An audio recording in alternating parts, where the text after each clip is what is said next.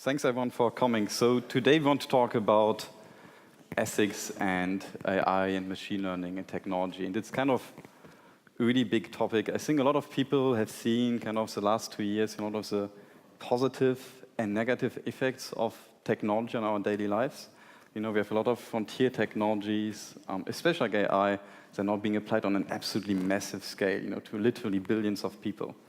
And it's really weird that on one hand we see extremely positive outcomes, like rocket science, self-driving cars, everyone has a smartphone, access to all data at any time, devices that help us to have a more comfortable, richer life. And at the same time, a lot of negative effects. We saw a lot of radicalization, polarization. Everyone has been talking about fake news, manipulation of election. We have children now that literally think that, Alexa or Siri is a real person, and it really seems that technology is just, being technology, and it's just heading somewhere, and no one really cares on which side of the coin it falls, right? We have huge corporations that make big efforts, but it seems that like the social impact, the ethics of what we are creating, the question is, the technology that we create actually good, is often not taken into account. We founded the Good Technology Collective to kind of tackle this issue. And I remember one quote from about a year ago when we started the initiative. It was one of the lead Facebook engineers from the early times, not going to say his name. But he was at a panel discussion like this one, and he said, "We didn't realize it back then, but we should have seen the signs. And I realize now that we have helped creating the tools that are destroying the fabric of society." And I don't know about you guys, if you work in tech or not, but I don't want to be the engineer in 5 years down the line that have to say that about the technology that I created. So that's kind of what we want to talk about today. So maybe we can just start with a very open question into the round, and you guys can kind of all answer. What do you guys think are the kind of issues we are seeing today with technology? What is happening? What problems are you seeing in your daily work? Maybe you can start. Yeah. Go on. Again, I think there is many issues. One of them I'm a bit aware of is the one that related to fairness. Whether or not we deploy AI system and machine learning system that are going to take decisions over the life of people. Some of them are very high-stake decisions. For example, in the US, I guess many of you heard this story. It was quite published. There was a system to decide whether someone to help in the court to help whether someone should or should not may or may not make a crime again. And by a research that has been done by a journalist, they found out that it was discriminated Afro-American related to white people, for example. So yeah, the point of fairness and bias, I think it's something that we should really take into account when you develop and deploy machine learning systems. Personally, I think that we are trying to bring more logic into a illogical world. So if you try to change the rules of a game and the rules of the game are not centered around logic and you enter the game with logic, then the game has a problem with your logic. This is something that we're looking at today. We're trying to be logical with people who are, for specific interests, acting illogically, and we continue to ask why and why and why, and then we put the emphasis on learning. But there's also emphasis on not wanting to learn because other people want to continue to play this game as it was. And this is what people then call a cyber war. And I do think that it's very important to continue to talk, both offline and online, and to build with the best interests in mind, because I can understand that some people are so pissed off with what is happening that they just create shit, shit being things that are not beneficial for society. And then it's upon all of us to say, hey, calm down, have a drink, relax, and don't do that. And that's a social thing that we need to do, and not piss developers off until a point in a large company where then afterwards they leave with a shitload of money no heart. And then they say, you know, they just build the shit out of other things because the others are bastards. And then welcome to hell. I don't want to live in a world like that. And that's why we should stop the blaming. We should continue to learn. And we should be very welcoming with people who don't get it yet. Just pretend that you're talking to toddlers. Yeah. Okay, thank you. I think we need to think about this problem throughout the entire life cycle of a project, really. Shlomi's addressed it from the start, sort of thinking about what data are we putting into the system? Is this data already biased? Humans have biases, we know this. Different people have different biases against different other people or things. So how do we prevent algorithms learning those biases from humans? Then what algorithms do we actually use to solve whatever problem that we have? What interest do the people have that are building these algorithms? Like, for example, if you're a company that sells palliative care and you build an algorithm that predicts at what point people should receive palliative care instead of medical treatments, then you have a financial incentive to have your algorithm say that more people should be receiving more palliative care. That doesn't necessarily mean that you're going to build an algorithm that takes advantage of that. But to me, it does mean that as a society, we have some responsibility to question where do tools come from and with what intents in mind may they have been developed. And the last thing to me is, once we have an algorithm, even if it's fair, it's transparent, it's ethical, what do we do with the findings, with the outcomes, what we learn from the model? And if the algorithm then is sold after 7 years because it was part of a startup, and then Alpha or Google or whatever eats it, it goes nowhere. And it's a shame that the big ones are buying out the market. It sucks. Shlomi, you were mentioning to me earlier that you feel like we don't really talk about it in the tech community. How do you see that? Yeah, I think first of all, if we look, like, I'm talking from the point of view of practitioners, like data science and machine learning engineers, I think there is a knowledge gap. Like in the academia, there is a lot of research about this area. There is a lot of development of topic, like knowledge and techniques how to handle in this kind of situation. And this kind of knowledge is rarely being transformed into companies. For example, most of the startups and some people like are not aware of these kind of things. And I do feel that we are, as the practitioners, have our ethics of the practice. We have our responsibility when we make decision, when we work on the data, decide a model, think about what happened to that later in the deployment. It's on our shoulders, like to be aware and address these kind of issues. Also, I have to say that from a personal point of view, I don't think it's great that Satoshi did not disclose his name or her name or their name, because if you build something that is so powerful, you also need to stand up for it. And I think it's also not great that the crypto community, for example, has such a wonderful opportunity to really create new currencies, and then it ended up in a lot of speculation around tens or hundreds now of thousands of currencies. And so when I finished reading Yuval Harari's book, which many people have read also, Homo Deus, he spoke about dataism, and Datanomics was sort of my interpretation of what I thought was more effective, because I do come from the financial industry somehow, or at least I have access to quite a lot of resources. And I did not like the fact that we create startups over 7 years to sell them then to a financial industry that is not linked in any way to real tangible value. I don't know if this makes sense.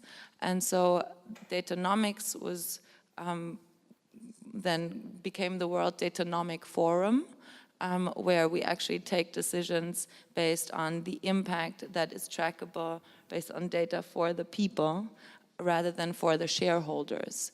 And I did not disclose this knowledge yet, even though I wrote a book about it. We only use it internally because I was shit scared of what was going on with blockchain and with the crypto community, because I just saw that there's a lot of people making banana coins and then getting a lot of cash, but I'm more into ethics.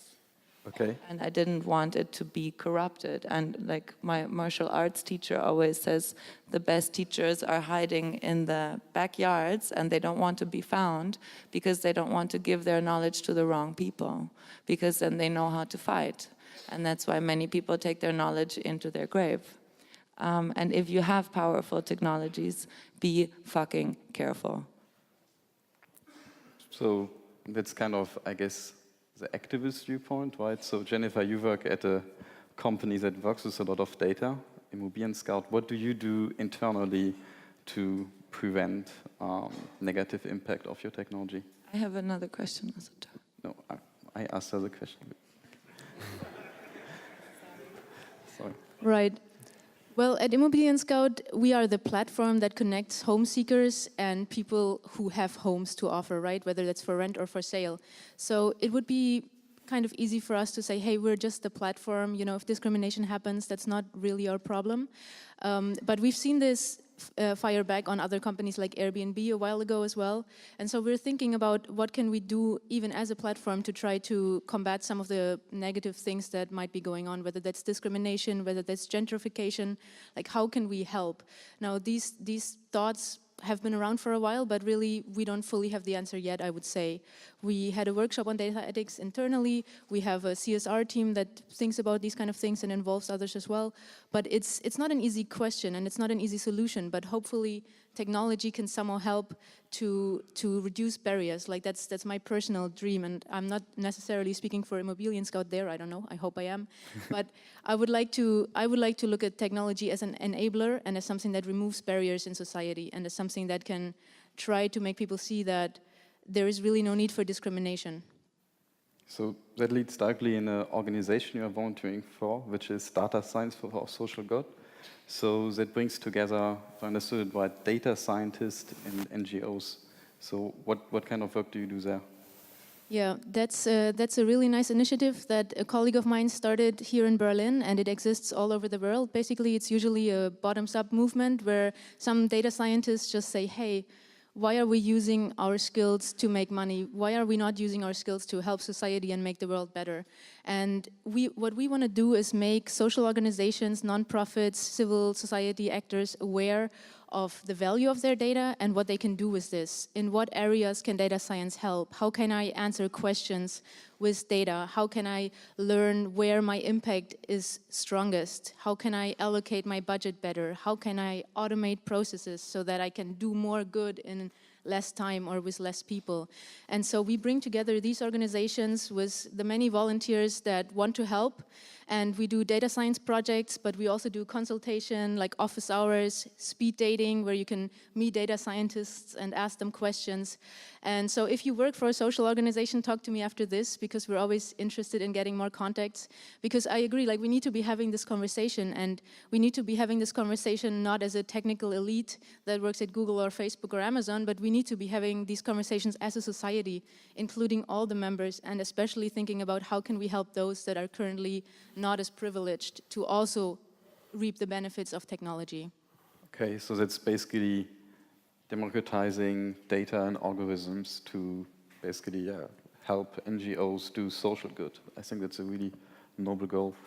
When you talk about democratizing tools and data, I think like the tool side is quite important. And actually Shlomi has developed a really interesting tool that's open source that everyone can use that can help any data scientist basically to make better judgments kind of about the social impact of their data.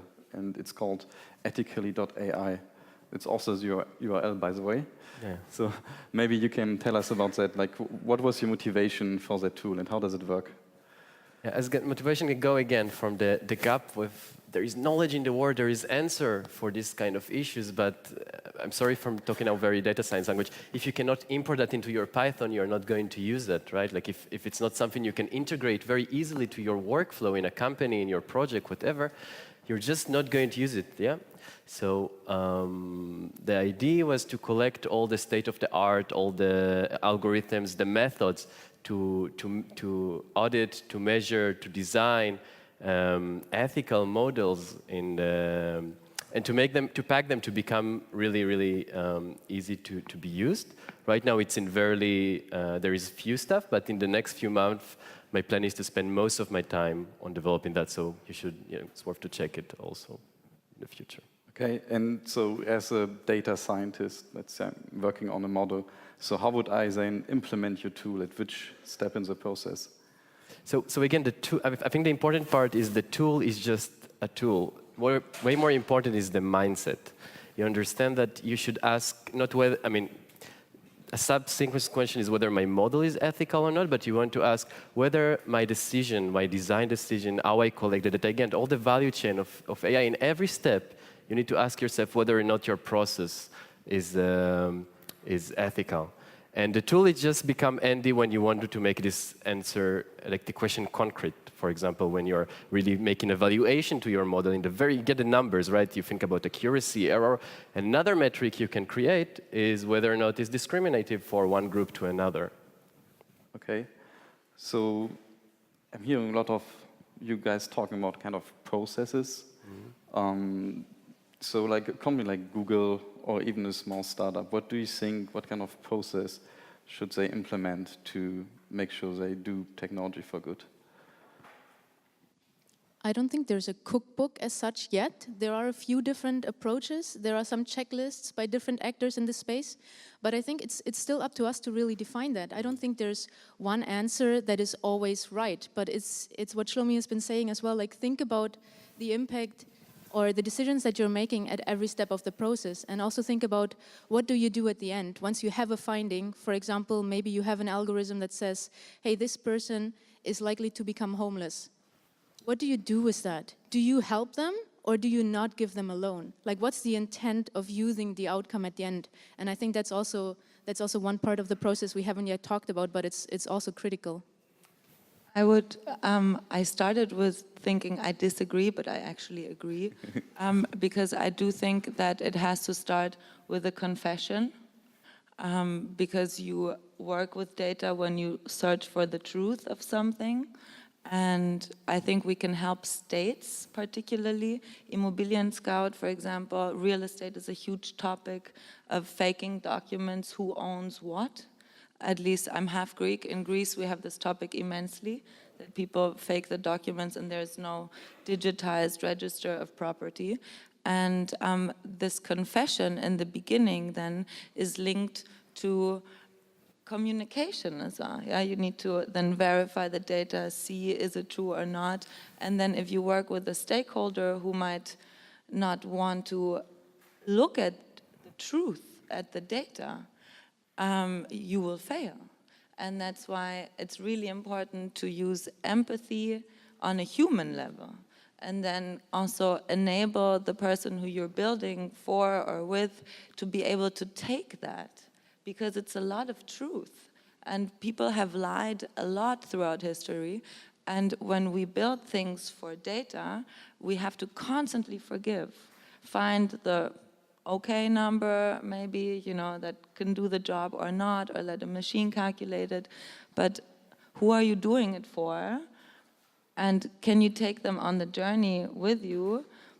Otherwise, you can actually destroy people with it. Okay, and what do you guys think in terms of accountability? Should we hold ourselves more accountable as engineers? Sure. No, it's a really good question. Like, if you look about a lot of national initiatives that happen right now along the world, this is a really big question. Who is accountable? Whether the company, the engineer itself, or no one.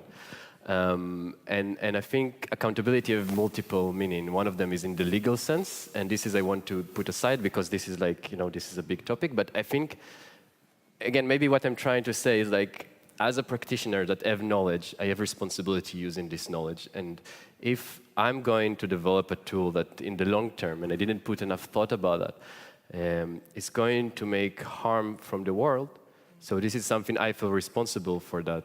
And it's more than this is at the end I will feel bad about that. But the point is to avoid this kind of situation. The responsibility comes from when I make a decision in my work, I need to think about the short and long-term meaning of that, not just the engagement, accuracy, how much click per person or something. So, yeah. And I feel like we reach for tech or for drugs, for example, or for sex, or for consumption of any kind to feel like gods when people build. Yeah, I think good techies have been there. And the thing is, we lose the human factor because then things get so interesting and you keep wanting to build and maybe you get drunk or whatever. Yeah, I mean, Always chasing the next you know challenge. a lot of people who watch porn and then get drunk and then continue and then watch porn. I know a lot of people like that. I like them a lot. But it's the thing that they build brilliant things for a community of airheads or, yeah. And the thing is, the normal people out there, they also need us, yeah? And we need to calm down a little bit, not head in the clouds all the time, and talk to people more, and not just to parallel tech communities. And people are not problems, they just don't get how smart you are. They're not a problem, they can help you go further if you pretend that you're talking to toddlers. Yeah? And then try to ask them, what can you do? You know, what do you like to do? And maybe try to include them somehow, because otherwise you will get lost in your own smartness. It's, yeah, and then we lose touch with reality. Okay. Kind of staying on the topic of accountability, do you guys think that regulation from governments could help with that issue? I mean, a lot of other areas are regulated, right? They would get hacked, no? I don't know. I would say we, for example, have the GDPR, which I would say had a net positive impact. So maybe in the future, this could be a good approach. What do you think? I think GDPR, a lot of big companies have actually stood behind it now and said it's a good thing.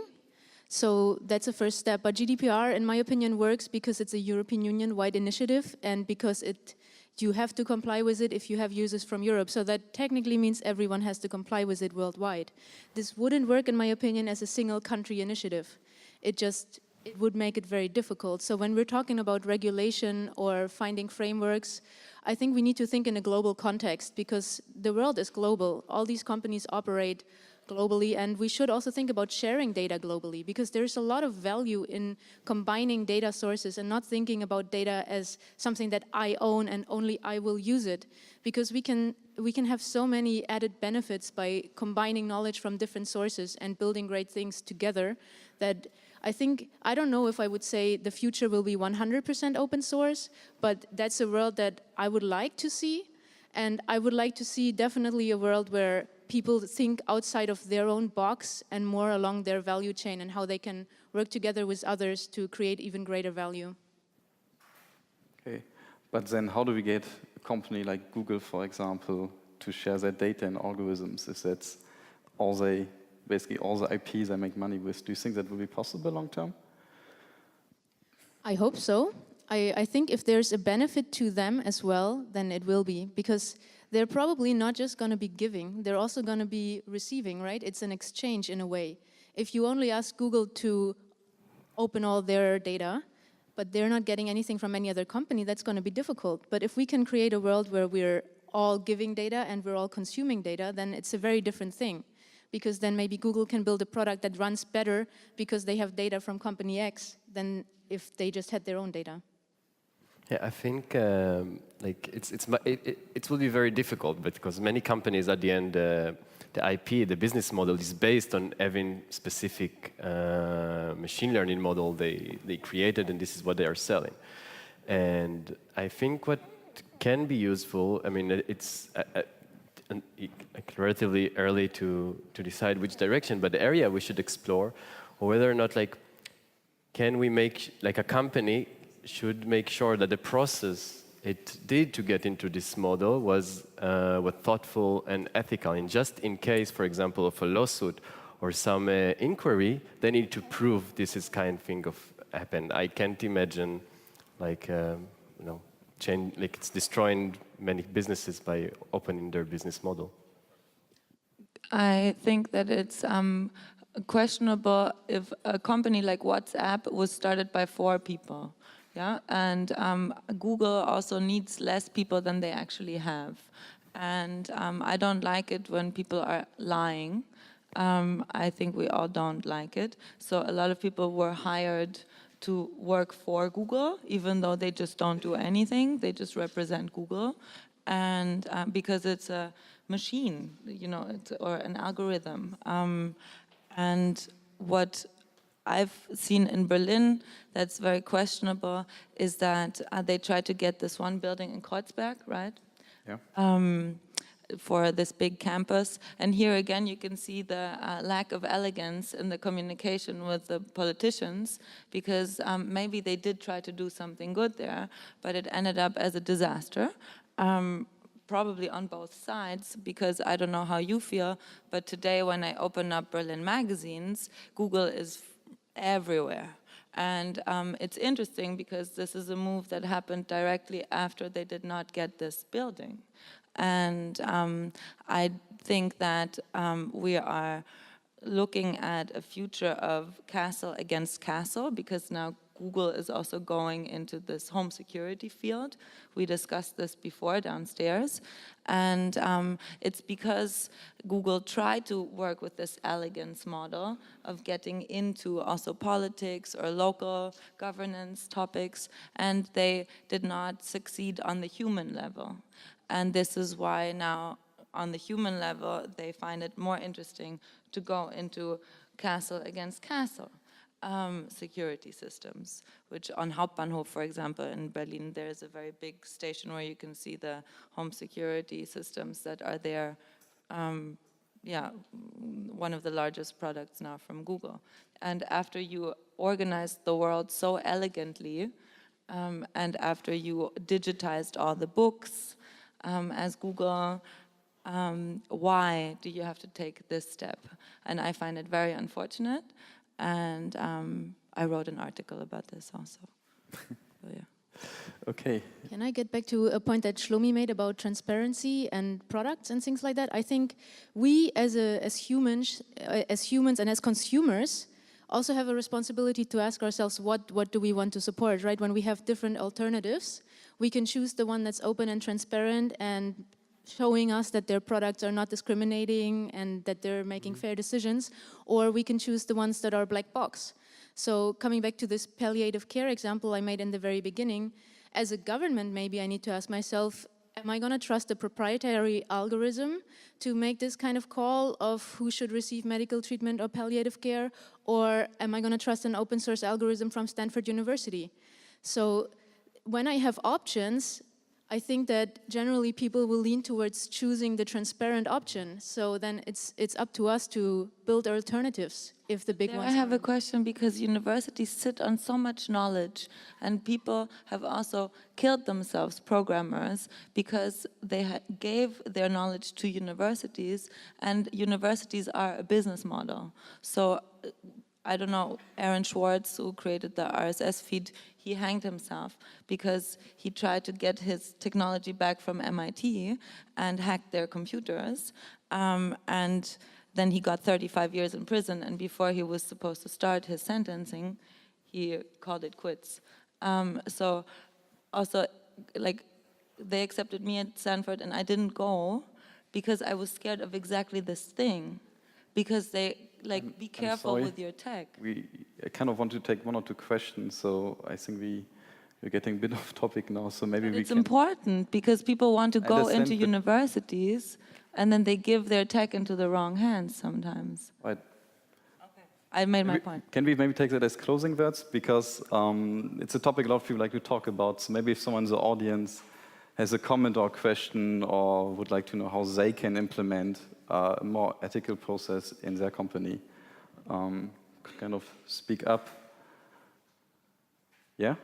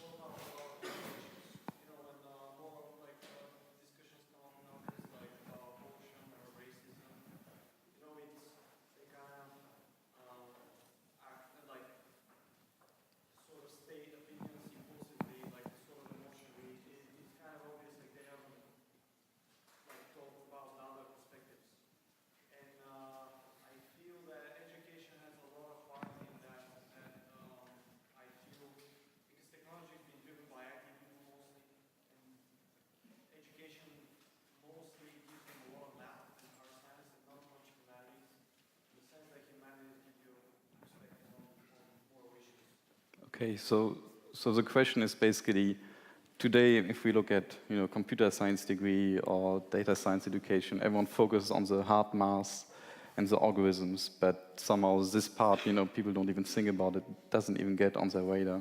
So what can we do there? I totally agree with what you said. Like, I think our model should be the Renaissance in some sense. Like when you are a great scientist, but it's mean you have some also humanities education.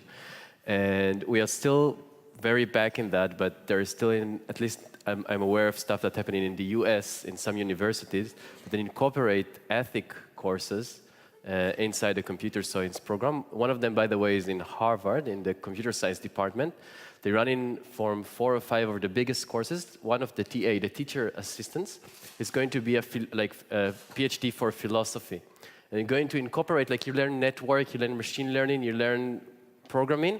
You incorporate in that a bit to reflect about this kind of questions.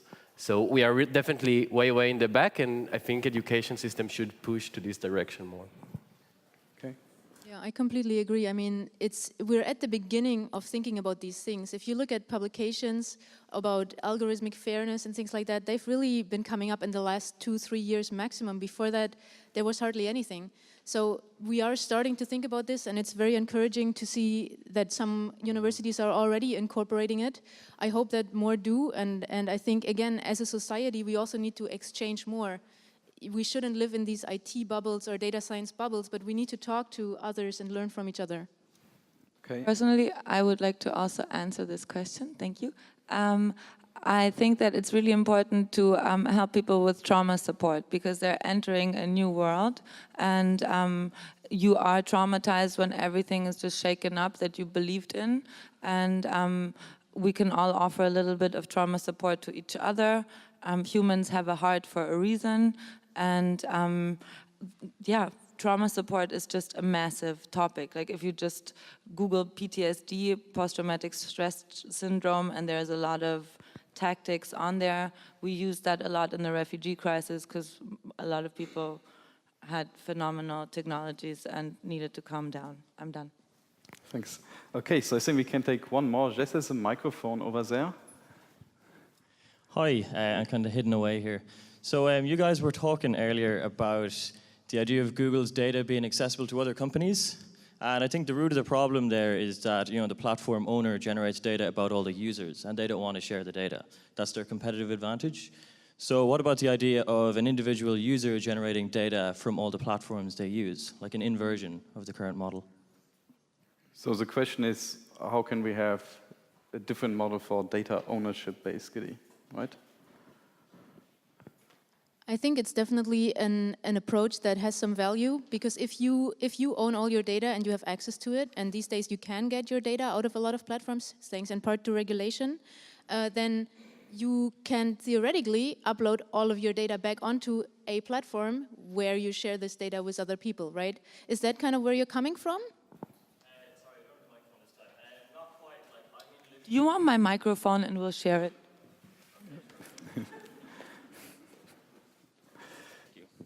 Yeah, not quite, because I mean, in that case, you're still getting your data from this ecosystem whereby the corporation generates it. So right. I mean, like when you visit a website, you have maybe a Chrome extension that you can use when you press a like button to generate your own data point.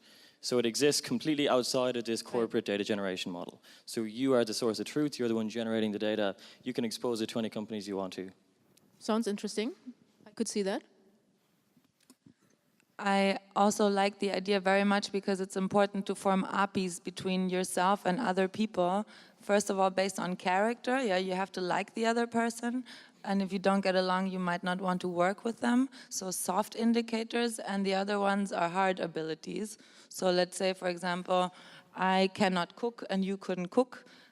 So maybe the matching of interests and the social network that we came from, that I'm not really seeing today, could be organized more elegantly. So I really like your idea.